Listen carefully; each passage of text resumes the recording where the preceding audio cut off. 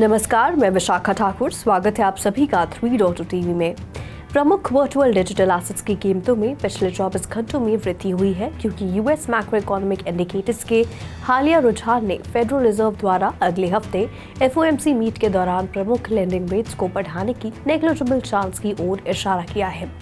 दुनिया की सबसे वैल्यूएबल क्रिप्टो करेंसी बिटकॉइन ने $26,500 के निशान से ऊपर जाकर अपनी रैली को आगे बढ़ाया। हाल ही में ये पिछले 24 घंटों में 0.31% बढ़कर $26,535.01 पर पहुंच गया।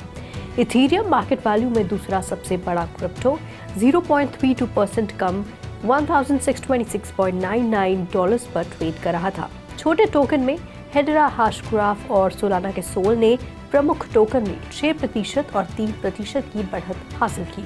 हेडरा ने बुधवार को सिंगापुर में टोकन 2049 में घोषणा की कि स्टेबल कॉइन स्टूडियो इसका ओपन सोर्स स्टेबल कॉइन जारी करने और मैनेजमेंट टूलकिट लाइव है।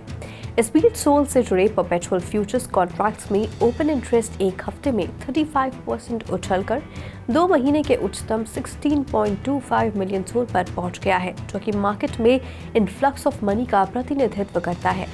फंड का इनफ्लो FTX क्रेडिटर लिक्विडेशन की संभावना पर आधारित है। इस प्रकार पिछले 24 घंटों में ग्लोबल क्रिप्टो मार्केट कैप 2.37% बढ़कर $1.05 ट्रिलियन हो गया।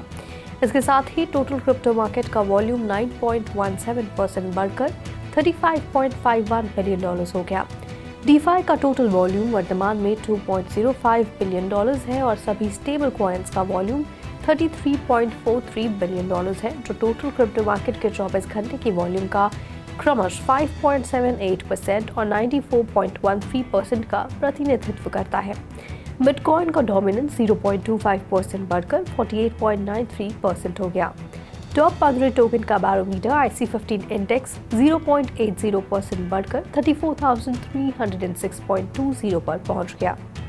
यूएस रिटेल सेल्स डेटा ने कंज्यूमर स्पेंडिंग की मजबूत गति दिखाई। अगस्त में रिटेल सेल्स में 0.6% की वृद्धि हुई, जबकि हेडलाइन PPI में 0.7% की वृद्धि हुई। इनिशियल जॉबलेस क्लेम्स में 2,20,000 की वृद्धि हुई। रीसेंट डेटा को देखते हुए मार्केट एक्सपर्ट्स का मानना है कि फेड ने इंटरेस्ट रेट में बढ़ोतरी पूरी कर ली है। ट्रेडर्स को 97% संभावना दिख रही है कि फेड द्वारा अपनी करंट मॉनेटरी पॉलिसी बनाए रखने के बीच इंटरेस्ट रेट्स 5.25 से लेकर 5.50% पर स्थिर रहेंगी। पिज्जा हट और पब्लिसिस मिडल ईस्ट ने मेटावर्स में अपने पहले कदम के साथ ही एक फन फॉर ऑल डील पेश की है। फन फॉर ऑल एक ऐसी पेशकश है जो वैरायटी ऑफ मील चॉइसेस के साथ फैमिलीज और ग्रुप्स को एक साथ लाती है। रोब्लॉक्स द हट में पहला पिज्जा हट मेटावर्स एक्सपीरियंस ब्रांड के फैंस और रोब्लॉक्स यूजर्स के प्रयासों से प्रेरित है, जो रोब्लॉक्स में अपना खुद का पिज्जा एक्सपीरियंस बनाकर ब्रांड का समर्थन कर रहे हैं। ब्रांड और एजेंसी ने पिज्जा और रोब्लॉक्स फैंस को एक वर्चुअल पिज्जा हट वर्ल्ड में एक एडवेंचर सेट के माध्यम से पिज्जा के प्रति उनके प्यार का जश्न मनाने के लिए एक साथ लाया। द हट में फैंस अपने पसंदीदा पिज्जा बनाने के लिए इंग्रेडिएंट्स की तलाश करते हुए एक्सक्लूसिव पिज्जा थीम मर्चेंडाइज पहनकर वर्चुअल पिज्जा हट दुनिया का पता लगाने में सक्षम होंगे। उन्हें बैजेस, पावर अप्स और अन्य प्राइजेस रिवॉर्ड में दिए जाएंगे। एक्सपीरियंस में प्रवेश करने से पहले यूजर्स को अपने रोब्लॉक्स एवेटार्स को एक्सक्लूसिव पिज्जा थीम कॉस्ट्यूम्स और एक्सेसरीज पहनने का अवसर मिलेगा, जिसमें कि चीज और टोमेटो वनसीज, टोमेटो हेलमेट्स और पेपरोनी ग्लासेस शामिल हैं। मल्टीनेशनल ई स्पोर्ट्स ऑर्गेनाइजेशन जेनरी ने एक बार फिर फुटवेयर ब्रांड क्रॉक्स के साथ मिलकर क्रॉक्स वर्ल्ड का लेटेस्ट एडिशन पेश किया है, जो रोब्लॉक्स और ज़ेपेटो प्लेटफॉर्म्स पर होने वाला एक मेटावर्स एक्टिविजन है। क्रॉक्स वर्ल्ड एक्टिविजन में फैंस एक कंपटीशन में भाग लेते हैं, जिसमें क्रॉक्स के एक पैर को डिजाइन करना शामिल है। विनिंग डिजाइन अन्य ज़ेपेटो यूजर्स के लिए खरीदने के लिए एक वर्चुअल आइटम बन जाएगा। इसके अलावा यूजर्स प्लेटफॉर्म की ZEM करेंसी और अपने एवेटार्स के लिए अन्य वर्चुअल आइटम्स भी जीत सकते हैं। ये कोलैबोरेशन जेनरी के लिए एक प्रमुख नॉन एंडेमिक रिटर्निंग पार्टनर का प्रतीक है। सितंबर 2022 में मूल रूप से जेनरी के साथ पार्टनरशिप करने के बाद ये ई स्पोर्ट्स ऑर्गेनाइजेशन के साथ क्रॉक्स का दूसरा ऐसा जुड़ाव है। उस पिछले एक्टिविजन में जेनरी कंटेंट क्रिएटर्स ने जीतने के लिए अवेलेबल कुछ कलेक्टिबल्स को पहनकर ज़ेपेटो अवतार बनाए थे। जेनरी ने रोब्लॉक्स क्रॉक्स वर्ल्ड टाइकून पर एक क्रॉक्स मेटावर्स एक्टिविजन लॉन्च किया है, जो यूजर्स को अपने खुद के डिजाइन बनाने और फुटवेयर ब्रांड से प्रेरित बीच थीम पार्क का पता लगाने की अनुमति देता है। J&J नॉन एंडेमिक ब्रांड्स के साथ भी कोलैबोरेट कर रहा है, जैसे जुलाई 2023 में नास्कर और अगस्त 2023 में पोटैटो प्रोडक्ट मैन्युफैक्चरर एदाउन फूड्स इनोवेशन और कोलैबोरेशन के प्रति अपनी कमिटमेंट को शोकेस करता है। Meta Essence proudly pre commercial launch के रूप में दुनिया के पहले G2B2C e tourism sovereign metaverse platform MVP कॉन्सोव AI की घोषणा करता है। ये इनोवेटिव और कटिंग एज वर्चुअल वर्ल्ड को एक्सप्लोर करने और एक्सपीरियंस करने के हमारे तरीके को रीडिफाइन भी करता है। कॉन्सोव AI को मेटावर्स में सीमलेस कनेक्शंस बनाने के लिए डिजाइन किया गया है, जो यूजर्स को एंडलेस पॉसिबिलिटीज के दायरे में एक अनपैरेलल्ड जर्नी प्रदान करता है। कॉन्सोव AI के साथ ट्रैवल और एडवेंचर फिजिकल बाउंड्रीज को पार करते हैं, ग्लोबल यूजर्स को अपने खुद के डिवाइसेस के कंफर्ट से एक्साइटिंग और फॉरवर्ड थिंकिंग वर्चुअल जर्नी शुरू करने के लिए सशक्त बनाते हैं। ये सब एक यूनिक एवेटार के निर्माण के साथ शुरू होता है, जिसमें आपकी पसंदीदा बोली में एकम्पनीड एक वर्चुअल पर्सनल असिस्टेंट फ्लुएंट होता है, जो कि शुरू से ही एक पर्सनलाइज्ड और इमर्सिव एक्सपीरियंस सुनिश्चित करता है। कॉन्सोव AI दुनिया भर के यूजर्स को अपने डिजिटल वॉलेट को सुरक्षित रूप से कनेक्ट करने, वर्चुअल एसेट्स को खरीदने और लिस्ट करने, एवेटार्स को टोकन देने और उनकी वर्चुअल जर्नीज के लिए रिवॉर्ड्स प्राप्त करने की अनुमति देता है। प्लेटफॉर्म का सोशलफाई प्लेटफॉर्म यूजर्स को फेलो एक्सप्लोरर्स के साथ जुड़ने, एक्सपीरियंसेस शेयर करने और अनफॉरगेटेबल मेमोरीज बनाने की अनुमति भी देता है। ये डायनामिक सोशल नेटवर्क कोलैबोरेशन को बढ़ावा देता है और यूजर एक्सपीरियंस को समृद्ध करता है, जिससे कॉन्सोव AI एक कम्युनिटी ड्रिवन प्लेटफॉर्म बन जाता है। एनिमेटेड सीरीज स्टोनर कैट्स के क्रिएटर स्टोनर कैट्स 2 LLC पर क्रिप्टो एसेट सिक्योरिटीज के रूप में प्रॉपर रजिस्ट्रेशन के बिना प्रत्येक $800 के लिए 10,000 से अधिक NFT बेचने का आरोप लगाया गया है। 27 जुलाई 2021 को केवल 35 मिनट में हुई सेल ने सीरीज के लिए फंड जुटाया, जो एक बुजुर्ग महिला और उसके फीलाइन कंपेनियन के इर्द गिर्द घूमती है, जो कैनबिस रिलेटेड एक्टिविटीज में एंगेजिंग है। पहले एपिसोड का प्रीमियर NFT सेल के 2 दिन बाद हुआ। एक्ट्रेस मिला कुनिस स्थापित NFT क्रिएटर्स के साथ सहयोग करते हुए स्टोनर कैट्स प्रोजेक्ट के टॉप पर थी। कास्ट में Aston cutter, Chris rock, Dax Shepard, carry वेनचुक, जेन फोंडा, माइकल बाबल, सेठ मैकफार्लेन और विटालिक बुटेरिन जैसे उल्लेखनीय नाम शामिल थे। SEC ने SC2 पर NFTs को इन्वेस्टमेंट्स के रूप में प्रमोट करने का आरोप लगाया, ये दावा करते हुए कि रिनाउंड एक्टर्स के इन्वॉल्वमेंट से उनके वैल्यू में वृद्धि होगी। SC2 को सेकेंडरी NFT सेल्स पर 2.5% रॉयल्टी प्राप्त हुई, जिसकी वजह से सेकेंडरी ट्रांजैक्शन में $20 मिलियन से अधिक प्राप्त हुआ।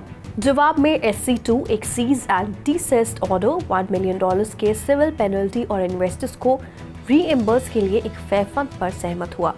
वे अपने पोजेशन या कंट्रोल में मौजूद सभी NFTs को नष्ट कर देंगे, लेकिन उन्होंने आरोपों को ना तो स्वीकार किया है और ना ही इनकार किया।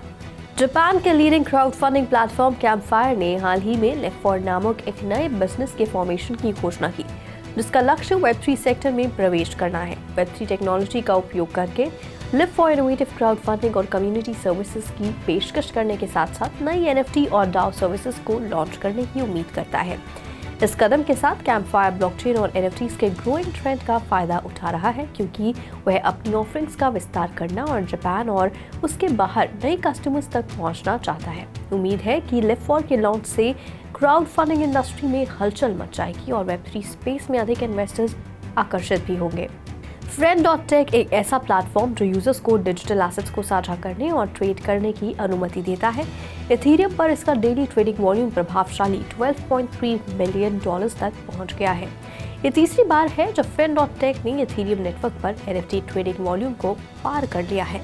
उसी दिन NFTs में $9.2 मिलियन का डेली ट्रेडिंग वॉल्यूम देखा गया। Friend.tech की ट्रेडिंग वॉल्यूम में उछाल क्रिप्टोकरेंसी मार्केट में डिजिटल एसेट्स और ब्लॉकचेन बेस्ड प्लेटफॉर्म की बढ़ती मांग को उजागर करता है। NFTs और अन्य डिजिटल एसेट्स की बढ़ती पॉपुलैरिटी से क्रिप्टो मार्केट के विकास में महत्वपूर्ण योगदान मिलने की उम्मीद है। एक अधिकारी ने कहा कि पायलट बेसिस पर ओडिशा के मलकानगिरी के डिस्ट्रिक्ट हेडक्वार्टर्स हॉस्पिटल में पहला आर्टिफिशियल इंटेलिजेंस एनेबल माइक्रोस्कोप स्थापित किया गया है। मलकानगिरी के चीफ डिस्ट्रिक्ट मेडिकल और public health officer Prafulla Kumar Nanda ने बुधवार को हॉस्पिटल में इसको इनॉग्रेट किया। उन्होंने कहा, AI माइक्रोस्कोप क्लिनिकल एक्यूरेसी के साथ मलेरिया का निदान कर सकता है। उन्होंने ये भी बताया कि Indian institute of technology Bombay के एक स्टार्टअप द्वारा विकसित माइक्रोस्कोप बेहतर निदान के लिए 2 मलेरिया पैरासाइट्स P. falciparum और P. vivax के बीच आसानी से अंतर करता है। कंपनियों ने गुरुवार को कहा कि डॉयचे बैंक एक स्विस स्टार्टअप टॉरस के साथ काम कर रहा है, जो डिजिटल एसेट कस्टडी और टोकनाइजेशन सर्विसेज को स्थापित करने के लिए क्रिप्टो करेंसी को सुरक्षित रखने में माहिर है। जर्मनी के सबसे बड़े लेंडर डॉयचे बैंक ने कहा कि उसने जून में देश की फाइनेंशियल वॉचडॉग बेफिन से क्रिप्टो कस्टडी लाइसेंस के लिए आवेदन किया था। बैंक की सार्वजनिक रूप से ज्ञात क्रिप्टो कस्टडी महत्वाकांक्षाएं 2021 की शुरुआत तक फैली हुई हैं, जब वर्ल्ड इकोनॉमिक फोरम की एक रिपोर्ट में डिजिटल एसेट कस्टडी प्रोटोटाइप के बारे में डिटेल सामने आए थे। क्रिप्टो एसेट्स की कस्टडी के लिए फर्मों के लिए जर्मनी के नियमों का रोल आउट और अधिक व्यापक रूप से क्रिप्टो एसेट्स रेगुलेशन में मार्केट्स के लिए यूरोप की प्रस्तावित व्यवस्था ट्रेडिशनल फाइनेंस फर्म्स को डिजिटल एसेट इंडस्ट्री का पता लगाने के लिए आवश्यक स्पष्टता प्रदान कर रही है। डॉयचे बैंक ने फरवरी में टॉरस में निवेश किया, जो कि क्रेडिट स्विस के नेतृत्व में $65 मिलियन सीरीज बी राउंड का हिस्सा था, जिसमें अरब बैंक, स्विट्जरलैंड और पिक्टेड ग्रुप भी शामिल थे। टॉरस के को-फाउंडर लेमिन ब्रहमी ने बताया कि डॉयचे बैंक की संभावित क्रिप्टो कस्टडी फर्मों की उचित परिश्रम 2021 के अंत में शुरू हुई और 2022 में इसी समय समाप्त हुई। मैक्लारेन रेसिंग और OKX एक लीडिंग वेब3 टेक्नोलॉजी कंपनी और मैक्लारेन फॉर्मूला 1 टीम के ऑफिशियल प्राइमरी पार्टनर ने आज 2023 सिंगापुर ग्रैंड प्रिक्स और 2023 जापानीज ग्रैंड प्रिक्स में मैक्लारेन MCL 60 F1 कार्स पर ले जाने के लिए एक limited edition stealth mode livery design का खुलासा किया।